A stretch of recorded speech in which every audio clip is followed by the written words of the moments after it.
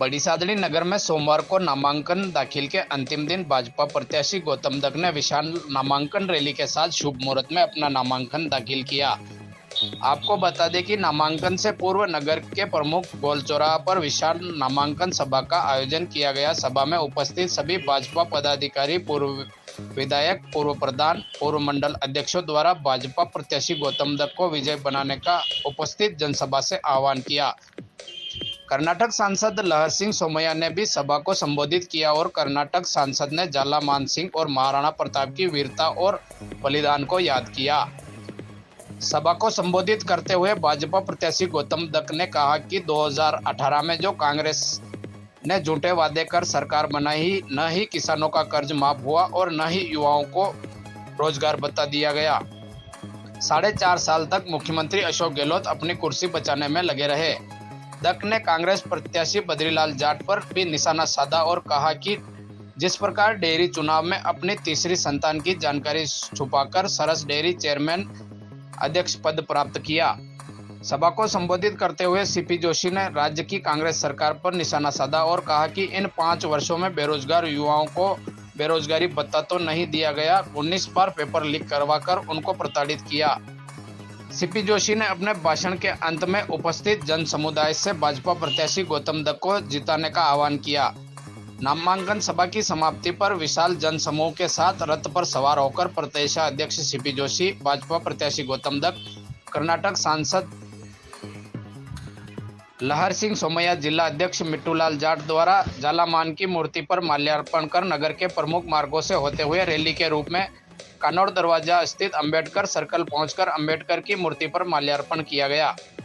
Bharatiya Janata party ने प्रत्याशी के रूप में जो मुझे चयन किया और अब आज जब आपने नामांकन रैली देखी होगी तो निश्चित रूप से आपने देखा होगा जो उत्साह आज हमें देखने को मिल रहा है, जिस प्रकार के भाव कार्यकर्ताओं के हैं और जिस प्रकार से लोगों के मन में गुस्सा भी है इस सरकार के प्रति, इस कुशासन के प्रति, इस तुष्टीकरण की सरकार के प्रति, जिस प्रकार से हम आज देख रहे हैं उत्साह जो चल कर के आए हैं। हमने तो ये सभा में पूछा भी कि कोई नरेगा का तो नहीं आ गया कहीं, तो निश्चित रूप से जो नरेगा की लेबर के लिए हमेशा आरोप लगाए जाते हैं कि नरेगा की लेबर को लेकर के और सभाओं में भीड़ की जाती है, लेकिन आज जब देखने को मिला तो कहीं न कहीं कार्यकर्ताओं का उत्साह था और मन के भाव थे। जनता में कहीं न कहीं इस कांग्रेस के प्रति, इसकी वादाखिलाफ़ी के प्रति एक गुस्सा है और मुझे ऐसा पूरा विश्वास है आने वाली 25 तारीख को वो गुस्सा निकलेगा और 3 तारीख को उसका रिज़ल्ट भी पता लगेगा। मुझे लग रहा है कि पीछे तक मेरी आवाज़ पहुंच रही है। मैं कहाँ से शुरुआत करूं?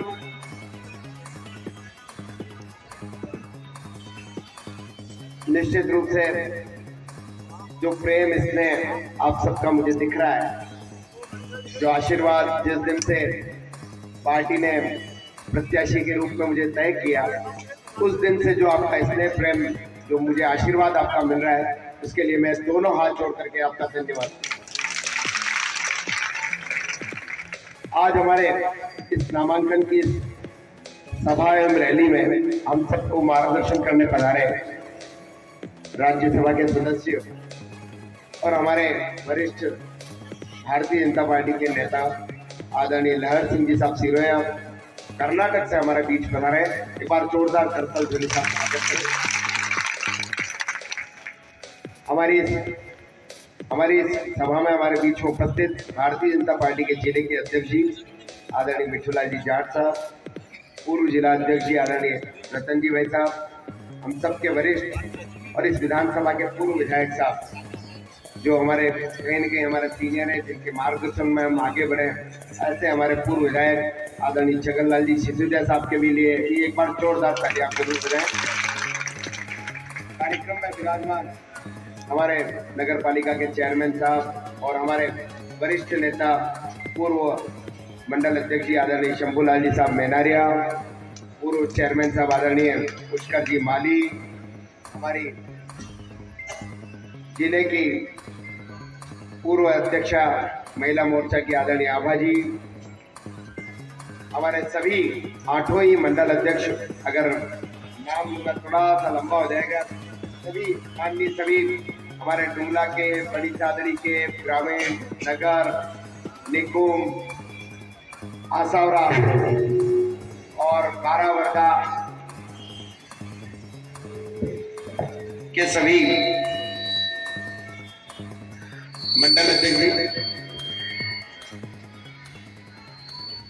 विराजमान सभी पार्टी के सभी पदाधिकारीगण, पंचायत समिति डुंगला के एवं बड़ी सादरी के प्रधान साहब, उप प्रधान साहब, पूर्व प्रधान साहब, सभी पधारे सभी जनप्रतिनिधिगण और सामने विराजमान सभी ज्येष्ठ और श्रेष्ठ कार्यकर्ता बंधु, मैं तो आप सबसे यही निवेदन करता हूं कि आप सबने ये 18 से 23 का ये कांग्रेस का कार्यकाल देखा होगा, देखा है ना आपने। 18 में जब ये हमारे पास आते हैं तो अनेक घोषणाएं करते हैं, ये कहते हैं कि हमारी सरकार बना दो, किसानों से ये कहते हैं कि हमारी सरकार बना दो, हम इन किसानों का संपूर्ण कर्जा माफ कर देंगे। और इनके जो राष्ट्रीय नेता हैं वो अभी, जैसे अभी प्रमुख साहब बता रहे थे, गिनती गिनते हो कितनी, 1 2 3 4 5 6 7 8 9 10 दिन में अगर हमारी सरकार बनी तो हम राजस्थान के सभी किसानों का संपूर्ण कर्जा माफ करेंगे। मैं तो आप सबसे पूछना चाहूंगा, क्या कर्जा माफ हुआ? क्या हाथ जिनका एक सेकंड, जिनका माफ हुआ वो हाथ खड़ा करे देखें, और जिनका नहीं हुआ वो खड़ा करे। ठीक है, नहीं हुआ। एक वादा और करके आई थी ये सरकार, इनको वोट लेने थे, लोक लुभावने वादे करने थे इनको। ये आए और इन्होंने कहा राजस्थान के सभी युवाओं से कि आप हमें मत और समर्थन दीजिए, हमारी सरकार बनाइए, और अगर हम सरकार में आएंगे तो इस राजस्थान के सारे युवाओं को हम रोजगार देंगे, और रोजगार अगर नहीं देंगे तो इनको बेरोजगारी भत्ता देंगे 3,500 का। मेरी इस सभा में विराजे हुए सभी युवाओं से आग्रह है, किसी को 3,500 का भत्ता मिला हो तो हाथ खड़ा करें, नहीं मिला, और नहीं मिला हो तो हाथ खड़ा करें। थोड़ा सा इसमें बुजुर्गों ने भी हाथ खड़ा कर दिया है। तो केवल और केवल यह सरकार झूठी घोषणाएं करके हमारे बीच में आ गई। इनको केवल और केवल सरकार चलाने से मतलब है, जनता में किए हुए वादों से इनका कोई लेना है देना। 4.5 साल तक तो ये सरकार या तो होटलों में थी या घरों में बंद थी। जिस प्रदेश का मुख्यमंत्री स्वयं ये कहता है कि मैं 1.5 साल से घर से बाहर नहीं निकला कोरोना के कालखंड में भी, तो उस प्रदेश की जनता का क्या हाल हुआ होगा इस राजस्थान का, इसका तो भगवान ही मालिक रहा होगा। हम सब पीड़ा समझ सकते हैं। जिस कोरोना के कालखंड में भारतीय जनता पार्टी का कार्यकर्ता गांव और गली में सेवा में जुटा था, सेवा कार्यों में जुटा था, उस समय यह सरकार शौर्यगढ़ होटल में डांस कर रही थी। देखे होंगे उस समय डांस आपने। कहीं ना कहीं इनका संवेदनशीलता हम देख सकते हैं, किस प्रकार की संवेदनशीलता ये रखती है सरकार। और तो और अनेक वादे इन्होंने किए। इन्होंने कहा किसानों को हमारी सरकार बनेगी तो 8 घंटे बिजली मिलेगी। अभी इस सभा में विराजे हुए किसान ही दिखते हैं मुझे, तो अधिकतर पगड़ी बंद किसान ही दिख रहे हैं। कितने घंटे बिजली मिल रही है आपको? 3 घंटे, 4 घंटे, और वो भी ट्रिपिंग है बिना ट्रिपिंग? Full tripping. किस बात के किसानों की बात करते हैं ये? हर वादा जो इन्होंने किया उसमें सफल नहीं हुए, उसमें कहीं ना कहीं ये फेल हुए। और हमने अपने बीच में अभी हमने एक जन आक्रोश यात्रा निकाली थी, उसमें एक फेल कार्ड भी बनाया था कि सरकार किस किस मोर्चे पे फेल है। हर एक मोर्चे पे फेल है ये सरकार। हमने 10-10 हजार का किसानों का बिल माफ किया था हमारी 13 से 18 भारतीय जनता पार्टी की सरकार में। इन्होंने क्या किया, सरकार में आते ही उन बिलों को चालू किया कि नहीं किया? 3-3 सालों तक इन्होंने हमारे साथ वसूली करने का काम, केवल और केवल ये सरकार जो है कई नाम बदलने का काम करती रही, या हमारी सरकार हमारी चली हुई योजनाओं का इन्होंने बंद करने का काम। आपने देखा होगा जिस भामाशाह योजना का लाभ आम गरीब आदमी को मिल रहा था, सरकार और 3 साल तक उसको बंद रखा। जब इनको लगा कि हमें वापस चुनाव में जाना पड़ेगा, तो फिर वापस इनकी मति जो है ठीक होती है, लेकिन उस योजना का नाम जरूर वो बदलते हैं। क्या रखते हैं उसका नाम? चिरंजीवी। हमें कहीं ना कहीं महसूस करना पड़ेगा। अब आप सोचिए कि 3 साल तक उस योजना को, जो इन्होंने भामाशाह योजना को बंद किया, ये कोरोना भी उस समय आया था, कितने गरीब लोग परेशान हुए होंगे और कितने लोग काल के ग्रास बन गए होंगे। क्या इस सरकार को वो पाप लगेगा कि नहीं लगेगा?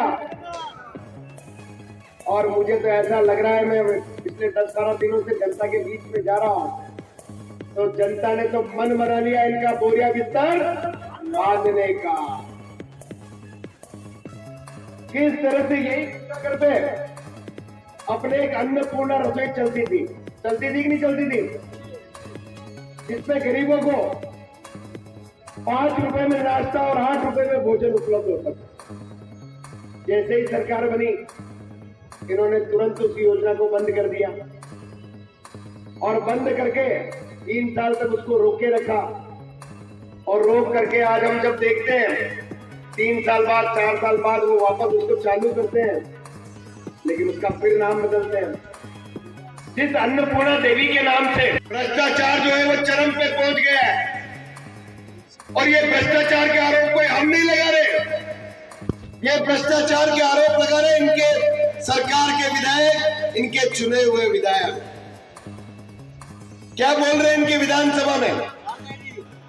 विधानसभा में लोकतंत्र के मंदिर में इनका विधायक बोल रहा है कि ये मुख्यमंत्री जी कुर्सी कर रहे हैं, जिस कुर्सी की निर्लिप्तता की बात कर रहे हैं, उस लाल डायरी में राजेंद्र जी गुडा बताते हैं, इस सरकार के काले कारनामे बताते हैं।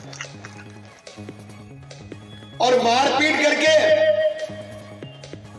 भरी विधानसभा में जिस प्रकार से इन्हीं की सरकार के विधायक को मारपीट करके वो डायरी तो छीन लेते हैं, लेकिन मैं आपको आज बताना चाहता हूं, 3 दिसंबर को जब रिजल्ट आउट होंगे, 4 या 5 को जब हमारी सरकार बनेगी, तो गारंटी के साथ भारतीय जनता पार्टी की सरकार में उन काले कारनामे करने वालों को जेल भेजने का काम ये भारतीय जनता पार्टी। किस तरह से काम हो रहा है इस सरकार में। और केवल राजेंद्र गुडा ही नहीं, इनके एक वरिष्ठ विधायक भरत सिंह जी, उन्होंने तो धरना लगाया, कोई चप्पल छोड़ रहा है कि हमारा ये मंत्री भ्रष्ट है, हमारा ये मंत्री भ्रष्ट है, हमारी सरकार भ्रष्ट है। इन्हीं के विधायक चिल्ला चिल्ला करके रहे। कहीं हम विपक्ष वाले कहते हैं तो ये तो कहते हैं कि राजनीतिक आलोचना कर रहे हैं, लेकिन इस सरकार के जो कार्यकलाप है वो हम सबके सामने है। मेरा तो आप सबसे निवेदन है कि हम इनकी चर्चा जरूर करें। बहुत सारी बार हम भूल जाते हैं, छोटी मोटी बातों में आ जाते हैं और सोचते हैं एक बात ठीक है, ये केवल और केवल वोट बैंक की खातिर। और मुझे तो ऐसा लगता है कि इन लोगों के कहीं ईमान धर्म भी खत्म हो गया है। अगर इनको कहीं कुर्सी के लिए यूं कह दे कि अगर आपको पाकिस्तान में मिला रहे हैं इस राजस्थान को और वहां का आपको मुख्यमंत्री बना रहे हैं, तो मेरे को तो जैसा लगता है इनके कार्यशैली से ये उसमें भी मना नहीं करेंगे।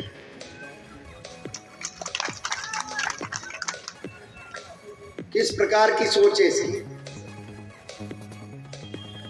केवल और केवल सत्ता में बहरा रहना ही इनका के तो इस राजस्थान में जुलूस नहीं निकलते हैं। हमारे महादेव जी के लिए कांवड़ यात्रा नहीं निकलने देते हैं। लेकिन पीएफआई जैसा मुस्लिम संगठन जो पाकिस्तान समर्थित नारे लगाता है, आईएसआईएस से उसके तार जुड़े होते हैं, उस पीएफआई को कोटा में रैली निकालने की अनुमति देने का काम ये सरकार का। हमारे धर्म, हमारे जयंती, हमारे त्योहारों पर तो इनको पाबंदी लगाते हैं। लेकिन जिस तरह से काम हो रहे हैं सरकार में, हमें थोड़ा सा विचार करना पड़ेगा कि हम किसी मुगल शासन में हैं या किसी लोकतंत्र के किसी शासन में काम कर रहे हैं। किस प्रकार से इनका न्याय करने का ढंग है आप देखेंगे कि निम्बाड़ा में हमारे 4 कार्यकर्ताओं की हत्या हो जाती है। स्वयं कैबिनेट मंत्री है उदयलाल जी, इनके 4 मकान दूर उस विकास प्रजापति की हत्या होती है। 5 मकान दूर, 5-7 मकान दूर बंटी आंजना की हत्या होती है। सरकार को उनके घरों पे सांत्वना देने की फुर्सत नहीं मिलती है, उनको किसी प्रकार से मुआवजा नहीं दिया जाता है। क्यों? क्योंकि वे हिंदू परिवार से हैं। और अभी आपने देखा होगा, थोड़े दिनों पहले जयपुर में एक मुस्लिम समाज के व्यक्ति की कई घटना में अगर हत्या हो जाती है तो उसको ये सरकार तुरंत पहुंचती है। माता की, भारत माता की, सावरिया सेठ की, हिलवा माता की, आवरी माता की।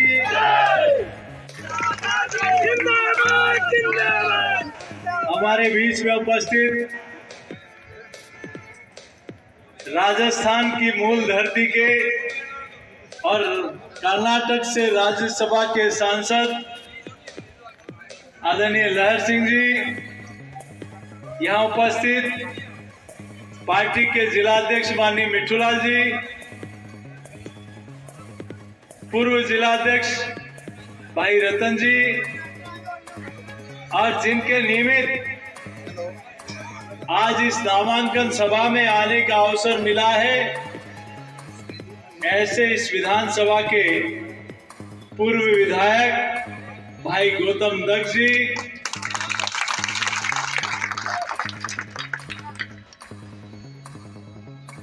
इस क्षेत्र के पूर्व मंडल अध्यक्ष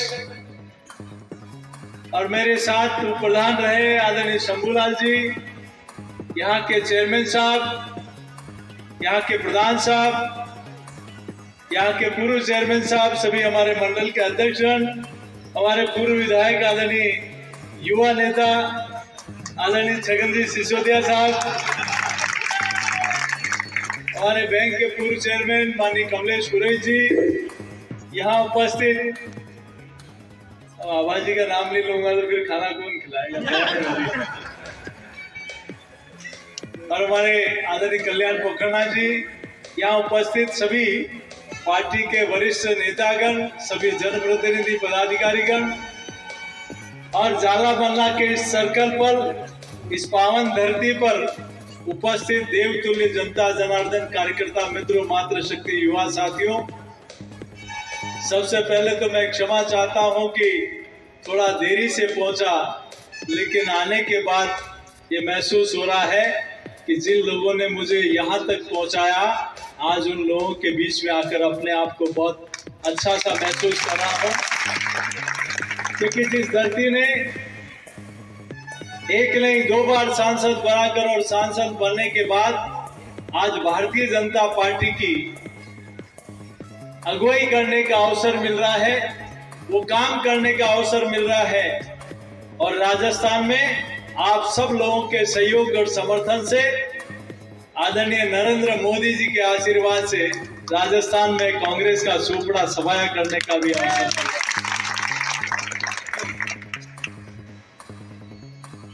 मैं आपके बीच में ज्यादा लंबी चौड़ी बात नहीं कहते हुए, चूंकि मुझे यहाँ 12 बजे पहुंचना था, मैं 3:15 बजे 3:30 बजे पहुंचा हूं। मेरे पूर्व के वक्ताओं ने कई सारी बातें आपके बीच में कही होंगी।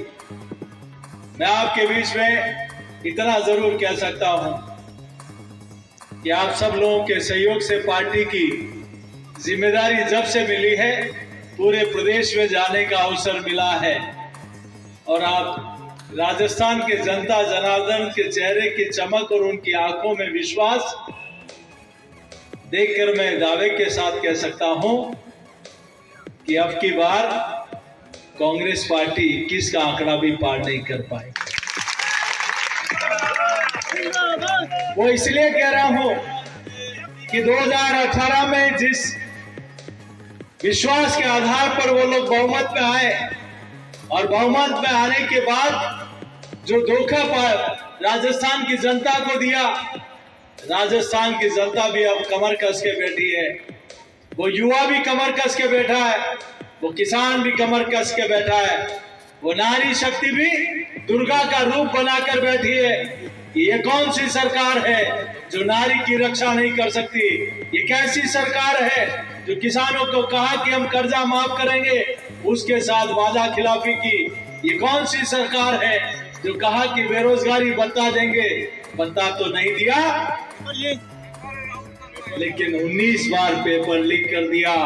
और पेपर लीक करने में भी आपको आश्चर्य होगा, हो सकता है 2-4 बार किसी और प्रदेश में भी पेपर लीक हुए हो, लेकिन ये ऐसा प्रदेश है जहां पेपर लीक करने का षड्यंत्र भी कांग्रेस में बैठे और सत्ता में बैठे लोग कर रहे थे। आरपीएससी का मेंबर कहता है कि मैं पैसे देकर मेंबर बनाऊं, बोर्ड का चेयरमैन कहता है कि मेरी डोर ऊपर तक है। ये ऊपर तक किसके पास है? किसके पास है? सुरेश डाका जो इसका मुख्य आरोपी है, इतने वर्षों के बाद भी गिरफ्तार नहीं हो पाया। और जोधपुर में बम ब्लास्ट हुआ, आतंकवादी अपने लिए 21 वकील खड़े कर लिए, लेकिन पेपर लीक करने वाले, सजा देने वाले लोगों के लिए कांग्रेस पार्टी ने सलमान खुर्शीद जैसा वकील खड़ा किया ताकि सुरेश डाका की जमानत हो जाए। अभी 18 लाख रुपए लेते हुए इनका पूर्व मंत्री पकड़ा गया नोटों की गड्डियों के साथ, लेकिन उसको भी भ्रष्टाचार की सारी धाराएं हटा दी। गहलोत साहब आज धाराएं हटा दोगे, लेकिन राजस्थान का युवा आपको हमेशा हमेशा के लिए राजस्थान से गद्दी से हटा देगा। आप किसको धोखा दे रहे हो? आप जो भी काम कर रहे हो, राजस्थान की जनता बहुत तरीके से देख रही है और किसान भी अब की बार ऐसी सजा देने वाला है। और राजस्थान की जनता वो दिन भी नहीं भूली है जब ताजे निकल रहे हैं, तब तो डीजे को परमिशन दोगे, और रामनवमी का जुलूस निकल रहा है तब डीजे नहीं बजा सकते। अब के जनता आपका डीजे बजाने वाली है। ये राजस्थान है, तालिबान नहीं। राजस्थान की जनता कभी इस प्रकार के भेदभाव को बर्दाश्त नहीं कर सकती, तुष्टीकरण को बर्दाश्त नहीं कर सकती। आप भगवा पताका पर प्रतिबंध लगाते हो, आप करौली में प्रभु श्री राम का नारा लगाने वालों पर एफआईआर लॉन्च कराते हो, आप सीकर में राम दरबार को बुलडोजर से तोड़ते हो, आप अलवर में 200 वर्षों पुराने शिव मंदिर को तोड़ते हो, और आपने डुंगला में भी एक शिव मंदिर को तोड़ा है। अरे अब मंदिर तोड़ने वाले नहीं, मंदिर बनाने वाली सरकार आ रही है। और मैं हमेशा कहता हूं, और राजस्थान के लोगों को तो विशेष रूप से कहता हूं, कि वो दिन भी याद रखना 1992 में जब अयोध्या में विवादित ढांचा गिराया गया था, तब राजस्थान में चुनी हुई भैरव सिंह जी साहब सरकार, शेखावत साहब की सरकार को गिरा दिया था, बर्खास्त कर दिया था। याद है ना आपको? लेकिन ये भी ध्यान रखना, देश नहीं दुनिया के लोकप्रिय नेता आदरणीय नरेंद्र मोदी जी की अगुवाई में उन्होंने ही अयोध्या में प्रभु श्री राम के मंदिर की शिला रखी। अब कैलेंडर बदलते ही वहां भी भव्य रामलला का मंदिर बनेगा, और राजस्थान में भी भारतीय जनता पार्टी की सरकार बनाकर उसका बदला राजस्थान की जनता लेगी।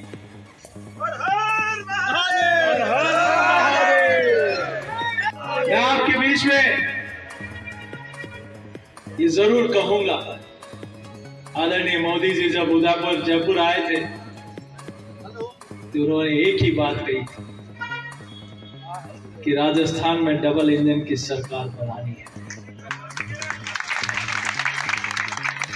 हमें कमल को खिलाना है, कमल खिलेगा, अंधेरा छटेगा और राजस्थान में भारतीय जनता पार्टी की सरकार बनेगी और राजस्थान की जनता को विश्वास है आदरणीय नरेंद्र मोदी जी के ऊपर और भारतीय जनता पार्टी के ऊपर। और ये जरूर मैं कह सकता हूं कि जिन लोगों ने 2018 में धोखा देकर सरकार में आए,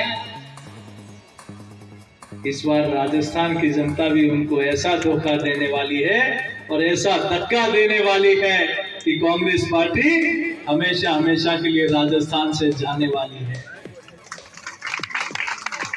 लोग कहते थे कांग्रेस आई और अब लोग कहते हैं राजस्थान के और बड़ी सादरी के कांग्रेस गई, कांग्रेस गई। और ये हमेशा हमेशा के लिए जाने की बात इसलिए कर रहा हूं, अब की बार भाजपा सरकार, फिर बार भाजपा सरकार, क्योंकि राजस्थान की जनता ने एक बार धोखा खा लिया, बार बार नहीं खा सकती। उनको विश्वास है मोदी जी के ऊपर, क्योंकि 9 वर्ष 9.5 वर्ष पहले उन्होंने कहा था कि मैं हर गरीब को पक्का मकान बना के दूंगा, हर घर में शौचालय बनाऊंगा, हर महिला को उज्ज्वला का कनेक्शन दूंगा। उन्होंने कहा था हर घर, हर व्यक्ति का बैंक में खाता खुलेगा, नरेगा का पैसा सीधा खाते में आएगा, पेंशन का पैसा सीधा खाते में आएगा, आपके स्वास्थ्य के लिए आयुष्मान योजना लेकर आऊंगा, वो लेकर आए, गांव में प्रधानमंत्री सड़क योजना हो।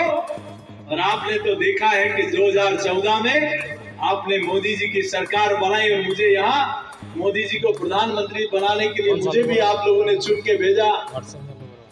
जो 60 वर्षों में नहीं हो पाया वो मोदी जी की सरकार में, यहाँ भी रेलवे लाइन आने का सपना भी मोदी सरकार ने पूरा हुआ। यहाँ झालामल्ला का डाक टिकट भी पहली बार मोदी सरकार ने जारी किया।